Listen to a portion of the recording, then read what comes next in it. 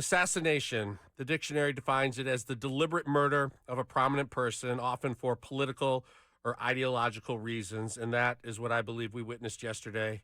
Charlie Kirk, 31 years old, a husband, a father, a young man who had made it his mission to speak to America's next generation, was assassinated while sitting under a white tent at Utah Valley University. It was supposed to be just another stop on his American comeback tour. 15 cities, 15 chances to talk about the future of the country, 15 chances to challenge ideas, debate issues, and have the conversations that so many of us say we want to have. But yesterday was the first stop and the last. He had been speaking for about 20 minutes. He was asked a question about mass shootings in America. He was mid-answer. Then a shot from 200 yards away from the roof of a building, a single bullet to the neck. Think about that. Think about the scene. Thousands of people gathered on a campus courtyard, eager to hear him speak. College kids, parents, reporters, and then chaos. Screams, running, phones out, videos already being posted before his body was even lifted into the ambulance. This wasn't a war zone. It wasn't a crime-ridden street corner. It was a university campus, a place that's supposed to be about free speech, about challenging each other, about disagreeing with words, not weapons. And so we have to ask, and I mean really ask, not just for the sake of saying it, when is enough enough? When are we going to start valuing human life above everything else, above party loyalty, above election wins, above ratings, clicks, and social media followers?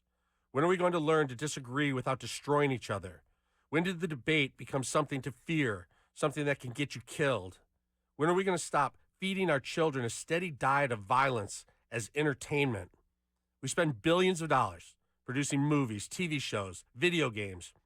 Killing's not only normalized in all of this, it's glorified. And then we're surprised when killing feels like the answer to someone who's angry or lost.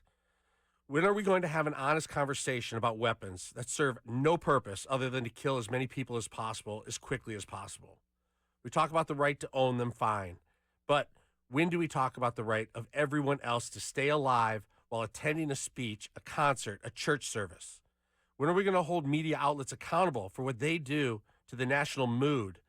Some of these networks, some of these websites, they make their entire business model about keeping people furious, stoking fear, manufacturing outrage, telling viewers every night that their neighbors are out to get them.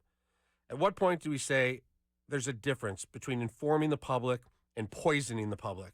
Do we have the courage to say that free speech also comes with responsibility and that profiting off of hate has consequences? And politicians, when are they going to stop being politicians and start being leaders, real leaders? Real leaders don't just rile up their base. Real leaders tell their own side to calm down when things get too hot. Real leaders choose unity over sound bites. Real leaders risk losing an election if it means saving lives, saving the country. Charlie Kirk wasn't perfect. He had strong opinions, but he believed in free speech, in conversation, in the power of ideas. He believed that even if you hated what he said, you had a right to hear him say it and a right to challenge him face to face. And for that, someone decided he deserved to die. Why has the political disagreement in this country become a death sentence in this country? When are we going to get serious about mental health? Because I promise you, if we don't, we're going to end up living in a country where everyday people who don't care about politics, people who never wanted to own a gun, are going to start arming themselves. They're going to prepare to defend themselves by any means necessary. That is a road we do not want to go down. What kind of world do we want to live in? Do we want a world where we fear our neighbors, where we stop going to public events, where we stop sending our kids to campus lectures because we can't be sure that they'll come home? Is power really worth tearing this country apart? Is fame really worth turning citizens into enemies? Enough has to be enough, because this isn't just about Charlie Kirk. It's about what his assassination represents, the attempted murder of civil discourse, of conversation, of the very fabric of democracy.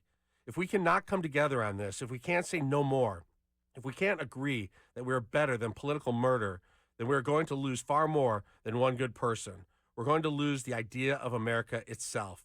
We cannot let that happen. Not for Charlie, not his wife, not his children, not all of us who still believe the words, not bullets, should win arguments. It is time. It's past time. It's long past time to decide what kind of country we want to live in.